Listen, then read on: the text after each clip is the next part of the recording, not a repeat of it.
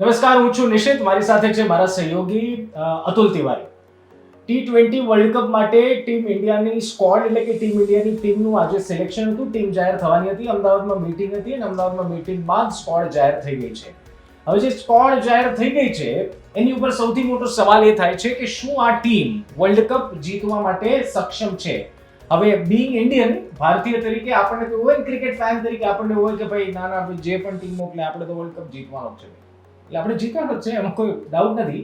પણ ટીમમાં જે પ્લેયર્સ છે એની ઉપર થોડી ચર્ચા કરી લઈએ કે શું હકીકતમાં આ પ્લેયર્સ છે એ વેલ ડિઝર્વિંગ છે, શા માટે ટીમમાં એમને સ્થાન આપવામાં આવ્યું. રિઝર્વમાં થોડું ઘણા બધાને શોકિંગ લાગ્યું હશે કે શુભમન ગિલને કેમ રિઝર્વમાં રાખ્યા, રિંકુ સિંહને રિઝર્વમાં રાખીને તમે શિવમ દુબેને કેમ 15ની સ્ક્વોડમાં લીધા. તો આ બધા નાના મોટા જે તમારા મનમાં પ્રશ્ન છે એ અતુલ સાથે આપણે ડિસ્કસ કરીશું. આપને કહી દો કે Atul Tiwari sports coverage as a reporter તરીકે ઘણા વર્ષોથી કરે છે અને આજની મીટિંગમાં પણ તે ગ્રાઉન્ડ ઝીરો પર હતા, એટલે કે ત્યાં શું હલચલ થઈ એ પણ આપણે શરૂઆત એનાથી કરી. અતુલ, આજ તમે ગયા, મીટિંગ હતી, જય શાહ પણ અહીંયા હતા, અજીત અગરકરને અમે જોયા, રાહુલ દ્રવિડને અમે જોયા. સૌથી પહેલા તો મીટિંગના અંદર તો ઓબ્વિયસલી એન્ટ્રી નથી હોતી, પણ શું ત્યાં હતો માહોલ અને જે ટીમ એક્સપેક્ટેડ હતી એ આપને લાગે છે કે આ ટીમ એક્સપેક્ટેડ હતી કે આવી ટીમ હશે વર્લ્ડ કપ માટે? નિશ્ચિત, જે પ્રકારે આપણે કહ્યું કે આપણી ટીમ હોય એટલે આપણને એમ જ હોય કે ટીમ ઇન્ડિયા જીતવી જોઈએ અને જે પણ ટીમ આવે, હવે અનાઉન્સ થઈ ચૂક્યું છે. પહેલા એક વાત હતી કદાચ અનાઉન્સ કરવામાં એકાદ દિવસ હજી ઇંતજાર કરશે બીસીસીઆઈ અને કદાચ આવતીકાલે ટીમ અનાઉન્સ થાય. પણ આજે જે બેઠકનું આયોજન થયું એમાં બીસીસીઆઈના સેક્રેટરી જય શાહ ઉપસ્થિત હતા. જય શાહની સાથે ચીફ સિલેક્ટર અજીત અગરકર અને અન્ય જે સિલેક્શન કમિટીના સદસ્યો છે એ પણ હતા અને કોચ રાહુલ દ્રવિડ પોતે અમદાવાદની અંદર હાજર હતા. આ તમામ સદસ્યોએ આજે બેસીને ચર્ચા કરી છે. પરંતુ સૌથી મહત્વની વાત, વર્ષ 2022માં જ્યારે T20 વર્લ્ડ કપ આપણે હાર્યા હતા ત્યારે સૌ કોઈ એ જ કહેતું હતું કે સિનિયર ખેલાડીઓ ઘણા બધા ટીમમાં છે, યંગસ્ટર્સને ચાન્સ આપવો જોઈએ અને ત્યારથી લઈને 14 મહિના 15 મહિના જેવો ગાળો થઈ ચૂક્યો છે. એટલે લોકોને એમ હતું કે તમામ જે ખેલાડીઓ હશે એમાં યંગસ્ટર્સ હશે. વિરાટ કોહલીને લઈને ઘણી ચર્ચા થઈ, કદાચ આ વખતે T20માં સ્થાન ના મળે, પણ આઈપીએલ ચાલી રહી છે, આપણે જોઈ રહ્યા છે વિરાટ કોહલી 500 રન કરી ચૂક્યા છે, સૌથી વધારે રન કરનારા એ બેટર તરીકે અત્યારે ટોપ 1 છે. પણ જે પ્રકારની ટીમનું અનાઉન્સમેન્ટ થયું છે, કેટલાક નામ એવા હતા કે જેને લઈને સતત ચર્ચા ચાલી. રિંકુ સિંહને લઈને ઘણા લોકો એવું કહે છે કે ટોપ 15ની અંદર તેમનું નામ હોવું જોઈતું હતું, જોકે એ બહાર છે. યશસ્વી જયસ્વાલની વાત કરીએ, એ ઓપનર તરીકે અત્યારે જોવા મળી રહ્યા છે. શક્ય છે ઘણા બધા એવું પણ કહે છે કે રોહિત શર્માની સાથે વિરાટ કોહલીને ઓપનિંગ કરાવી દેવી જોઈએ. જો એવું થાય છે તો યશસ્વી જયસ્વાલ એક ઓપનર તરીકે કદાચ 15માં જરૂર છે પણ 11માં ના જોવા મળે. પણ જે રીતે યશસ્વી જયસ્વાલ રમે છે ઓપનર તરીકે અને રોહિત શર્મા સાથે જે રીતની ટીમની જાહેરાત થઈ છે, હવે એવું લાગી રહ્યું છે કે રોહિત શર્માની સાથે જયસ્વાલ રમશે. એ સાથે જ હાર્દિક પાંડ્યાને લઈને ઘણા લોકો સવાલ કરતા હતા જ્યારે તેઓ ગુજરાત ટાઇટન્સ છોડીને ગયા. હાર્દિક પાંડ્યાનો આપણે જોઈએ સોશિયલ મીડિયામાં ઘણો બધો વિરોધ થઈ રહ્યો છે. મુંબઈ ઇન્ડિયન્સની અંદર પણ તેઓ જ્યારે ગયા તો પરફોર્મન્સ જેવું જોઈએ એવું નથી, એ સ્વીકારવું પડશે. કારણ કે હાર્દિક પાંડ્યાને લઈને જ્યારે વાત કરીએ છીએ, મુંબઈ ઇન્ડિયન્સમાં જ્યારે એમને આપણે પહેલા જોતા હતા ત્યારે એમની જે બેટિંગ હતી, એમની જે બોલિંગમાં પરફોર્મન્સ હતું એ ક્યાંય ઘટ્યું છે, સ્વીકારવું પડશે. હાર્દિકને લઈને જો પહેલા હાર્દિકની ચર્ચા કરીએ, મને લાગે તમને ઘણા બધાને એવું હશે કે હાર્દિકને ટીમમાં કેમ લીધા હાર્દિક પંડ્યાને, એટલે બહુ જો સ્ટ્રેટ લાઈન ચર્ચા કરવાની છે આમાં. એવું તો ટેકનિક, હું ખુદ સ્પોર્ટ્સ કવર કરતો હતો જે તે સમયમાં.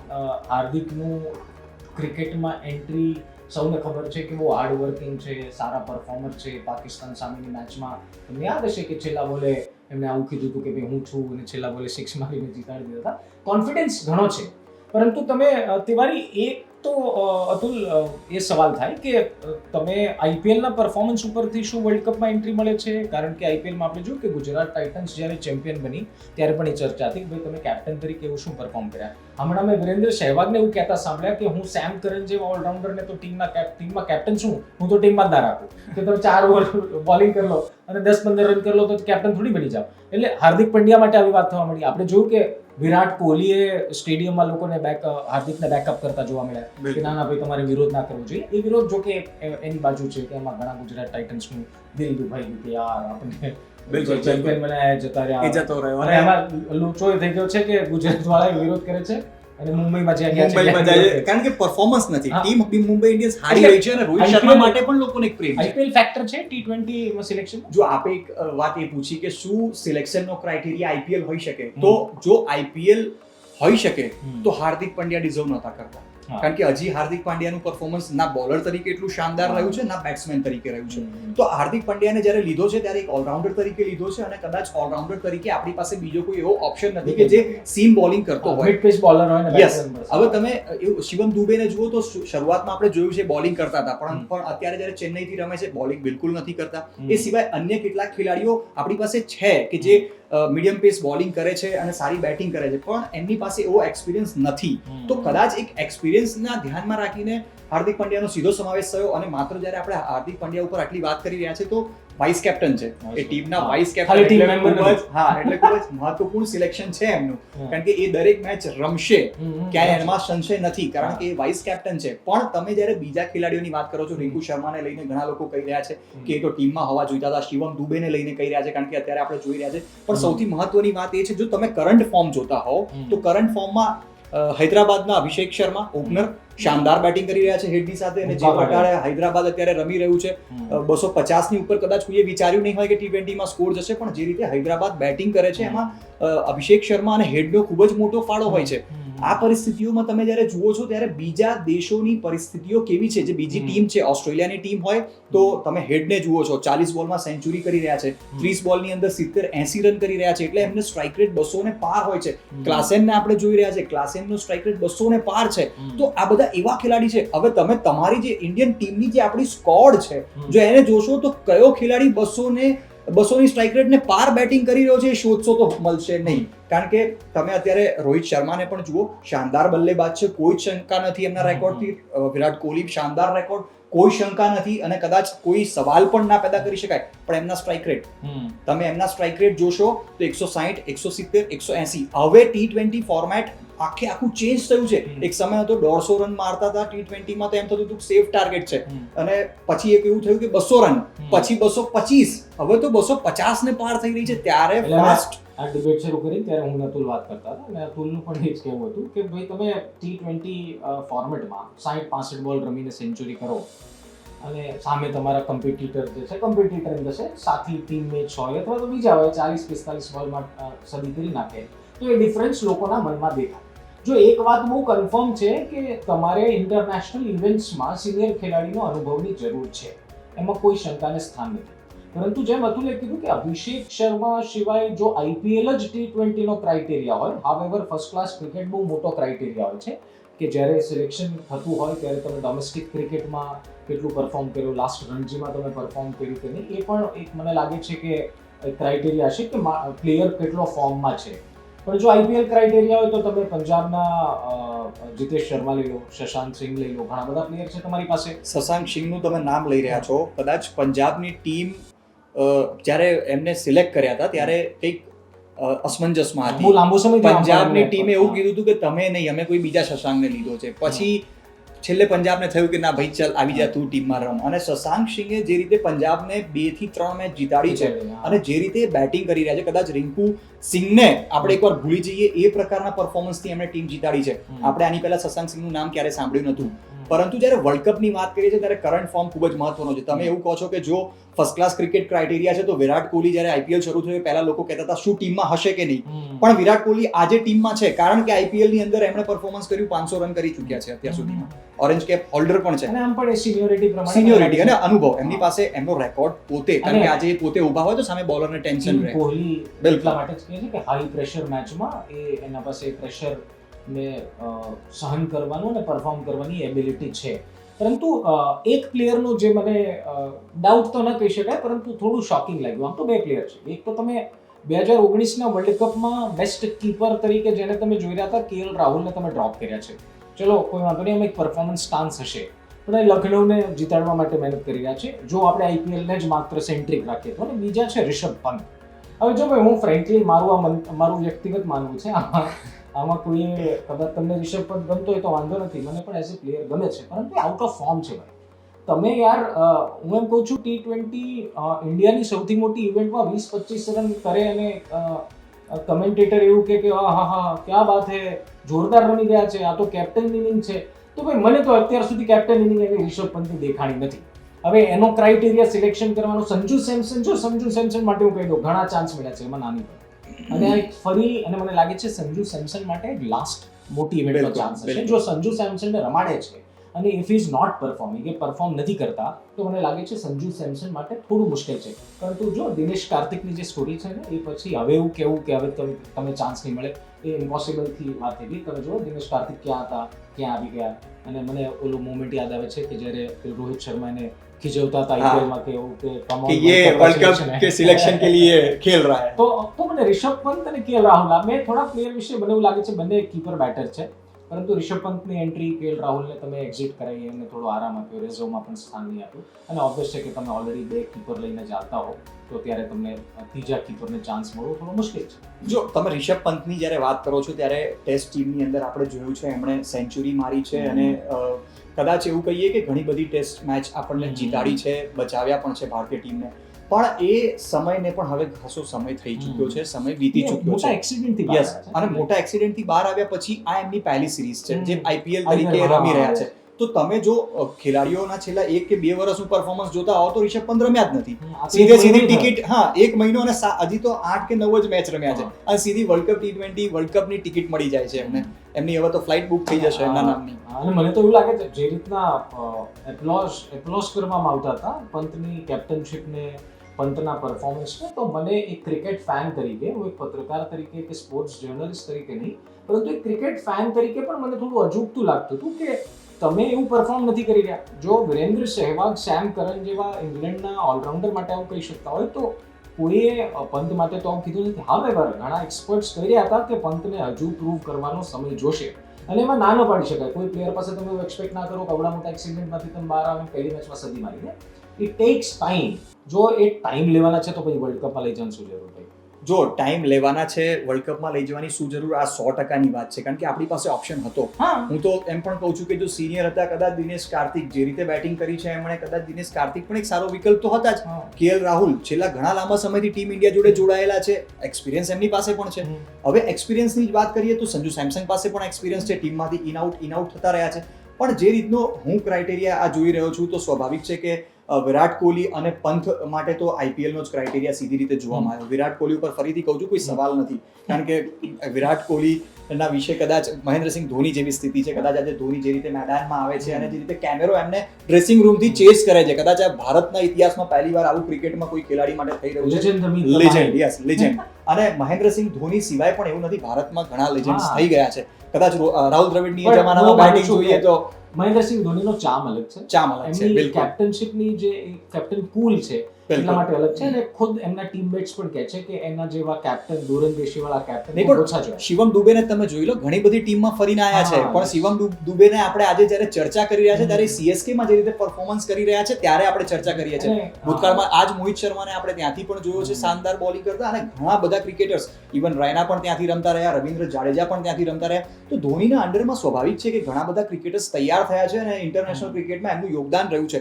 પણ તમે મહત્વની વાત ફરીથી હું નિશ્ચિત આપને એ જ જણાવું કે ભારતીય ટીમનું અનાઉન્સમેન્ટ થઈ ગયું. સિનિયર ખેલાડીઓ સાથેની કોમ્બિનેશન વાળી આ ટીમ છે. વર્ષ 2022માં પણ સિનિયર ખેલાડીઓ હતા, ત્યારે હારી ગયા, ત્યારે આપણે એ જ કીધું કે હવે ભાઈ જુનિયર જે યંગ ક્રિકેટર્સ છે એમને તમારે જગ્યા આપવી પડશે, અને આ યંગ ક્રિકેટર્સને જગ્યા આપવા માટે આપણે વિચાર્યું હતું 2024માં ઘણા બધા યંગ ચહેરા જોવા મળશે. જો કે જે બી ટીમ છે સારી ટીમ છે, અનુભવી ટીમ છે, અને એવું નથી કે સાવ સિનિયર ખેલાડીઓ છે. બેલેન્સ ટીમ દેખાઈ રહી છે. બિલકુલ. અને એની ચર્ચા પણ નથી કરી રહ્યા. પરંતુ જો એક ક્રિકેટ ફેન તરીકેની આ ચર્ચા છે, આમાં કોઈ અમે સુનિલ ગાવસ્કર છીએ કે અમે નવજોત સિંહ સિદ્ધુ છીએ, બિલકુલ એવું નથી. આપણે ક્રિકેટ રમીએ છીએ, જોઈએ છીએ અને જાણીએ છીએ. આ ચર્ચા એવી છે જે મને લાગે છે કે તમે પણ ક્યાંક તમારા મિત્રો સાથે ચર્ચા કરતા છો. ટીમ પર આપને એકવાર કહી દઉં કે કોણ પ્લેયર છે આપને ખબર જ હશે, પરંતુ જે પ્લેયર્સની અમે વાત કરી રહ્યા છીએ, સૂર્યકુમાર યાદવ. જો સૂર્યકુમાર યાદવની એક ઇન્જરી હતી, ઇન્જરીમાં મુંબઈ માટે લેટ ઓપન કર્યું, પણ આવતા વખતે એનું ફોર્મ જુઓ તમે. શરૂઆતમાં કેટલીક મેચ ગુમાવ્યા. હા, શરૂઆતની એ ઇન્જરીના કારણે મેચ ગુમાવી, પણ સુપર ફોર્મ. તમારે એ મિસ્ટર 360 ની જરૂર છે, એવા કોઈ બેટ્સમેનની જરૂર છે જે ગ્રાઉન્ડની ચારે બાજુ રમી શકે. શિવમ દુબે ઓબ્વિયસલી. અને જો એક ગર્વની વાત તો એ છે કે તમારી T20 સ્ક્વોડમાં 3 ગુજરાતી પ્લેયર્સ છે. હાર્દિક પંડ્યા છે તમારી સાથે, રવિન્દ્ર જાડેજા બાપુ છે તમારી પાસે, અક્ષર પટેલ છે, અને ચોથા જસપ્રીત બુમરાહને પણ ગણી લો. એટલે 4 પ્લેયર ગુજરાતી ટોપ 15 માં છે. એટલે ગુજરાતી માટે તો ગર્વની વાત છે, એમાં કોઈ સવાલને સ્થાન જ નથી રહેતું. પરંતુ મને લાગે છે કે હા, બીજી એક ઇમ્પોર્ટન્ટ વાત, પહેલી વાર અમેરિકાના સોઇલ પર રમાઈ રહ્યું છે. વેસ્ટ ઇન્ડિઝ અને અમેરિકા ઉપર એના ગ્રાઉન્ડ યુએસએ ના મેદાનમાં. હા, એટલે યુએસએ ના મેદાન, અમુક જે મેદાન છે નાના છે, જે વેન્યુ સિલેક્ટ કરવામાં આવ્યા છે, એટલે તમને એક તો કન્ફર્મ કે એન્ટરટેનમેન્ટ ભરપૂર છે આમાં. અને એટલે ફરીથી એવું કહેવાય કે 250 વાળી મેચો દેખવા બિલકુલ મળશે. જોવા મળશે. અમે તો જો તમે IPL માં 262 ચેસ કરવા પંજાબ જેવી team. ચેસ કરે છે. એટલે પંજાબ સારી ટીમ નથી એવું નથી, પરંતુ પંજાબનું જે પરફોર્મન્સ રહ્યું એ પ્રમાણે ત્યાં ચેસ કરશે.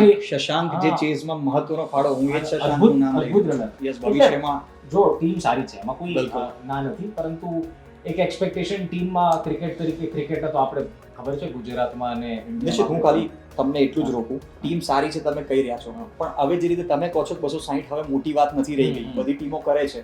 તો ઓસ્ટ્રેલિયન ટીમને જ્યારે તમે જુઓ છો, સાઉથ આફ્રિકાને જ્યારે જુઓ છો, ન્યુઝીલેન્ડને જ્યારે જુઓ છો, ન્યુઝીલેન્ડે સ્કોર જાહેર કરી દીધી. યસ, ત્યારે આ ટીમ એવી છે કે જે 20 ઓવરમાં એમની પાસે 1 2 3 નહીં 5 એવા બેટ્સમેન છે કે જે 200 ની સ્ટ્રાઇક રેટથી રમે છે. હું માત્ર આપણા IPL ની વાત કરું, બટલરે સેન્ચુરી કરી છે, બેરસ્ટોએ કરી, સ્ટોઇનિસે કરી છે, નરીન બોલર છે, સુનિલ નરીન નારાયણ જે બી કહો છો, એણે બી સેન્ચુરી કરી છે. પણ આ લોકોના બોલ કેટલા છે એ તમે જોજો. આપણે સેન્ચુરી આમાં જેક્સે પણ સેન્ચુરી કરી છે, પણ આ બધાની સેન્ચુરીની અંદર તમે જુઓ 45 થી 50 બોલની અંદર સેન્ચુરી છે. હવે ભારતીય ક્રિકેટની અંદર જે ભારતીય ખેલાડીઓ જે સેન્ચુરી કરી રહ્યા છે એ 55 થી 60 બોલ. અને આપણી પાસે એવો ખેલાડી નથી એવું નથી, આપણી પાસે છે. સૂર્યકુમાર જો રમશે તો સૂર્યકુમાર પણ 40 બોલ 45 બોલમાં જ સેન્ચુરી કરશે. પણ આપણી પાસે તાકાત બધાયમાં છે. બિલકુલ. પણ હવે આ તો એવું છે કે જો ઇન્ડિયન પિચ એવું કહેવાય કે પાટો વિકેટ છે. આ વખતે IPL મેચ તમે જો ઘણી બધી મેચ અનઇવન જોવા મળી, જે તમે એક્સપેક્ટ કર્યું હતું. અચ્છા, ઇવન તમે યાદ હશે વર્લ્ડ કપ ફાઇનલમાં અમદાવાદની પિચ જે નોર્મલ હોય છે એ આપણે એક્સપેક્ટ કર્યું હતું. તમે જો ઓસ્ટ્રેલિયાએ તમામ વિકેટ શોર્ટ બોલ પર લીધી. એટલે અમેરિકા અને વેસ્ટ ઇન્ડિઝમાં રમવાની છે, એટલે કે બે અલગ અલગ વેન્યુ છે. તો મને લાગે છે કે અમેરિકન પિચીસ હવે બાકી વિદેશી પિચ જેવી જ છે, જેમ કે ઓસ્ટ્રેલિયા પેસર્સ ને હેન્ડફુલ પિચ હોય છે, એ જ સોઇલ યુઝ થઈ છે અને એ સોઇલ યુઝ થઈ છે. ઇંગ્લેન્ડ તો પછી પરિણામ એ જ આપશે. તો તમારી પાસે બોલર પણ એવા છે, તમારી પાસે મોહમ્મદ સિરાજ છે, જસપ્રીત બુમરાહ છે. અચ્છા, મયંક યાદવ નથી હો. મયંક યાદવ લખનઉ અચ્છા, એક એક્સપિરિયન્સ માટે તમે લઈ જઈ શકતા હતા. મયંક યાદવ છે, પછી કોલકાતા નાઇટ રાઇડર્સના વરુણ છે, બિલકુલ. પછી રાણા છે, હર્ષિત રાણા, હર્ષદીપને લઈ ગયા છે. હર્ષદીપને લઈ ગયા છે. હવે હર્ષદીપનું જો ફોર્મ પર તો શંકા ન કરી શકાય, પણ ઠીક છે યાર. હવે હું કહું છું કે ટીમ હારી છે જો, અને આપણે વર્લ્ડ કપ જીતવાનો. ટીમ સારી એટલા માટે છે કે આપણી પાસે બંચ છે, ખેલાડીઓના બંચ છે, અને આ બધા જ ખેલાડીઓ IPL માં કોઈક ને કોઈક વાર ચમકતા રહ્યા છે, એટલે તમે આવું કહી રહ્યા છો. બાકી નિશ્ચિતભાઈ એક વાત સ્વીકારવી પડશે કે હવે T20 માં માત્ર સેન્ચુરી મારે છે એવા ખેલાડીની જરૂર નથી રહી.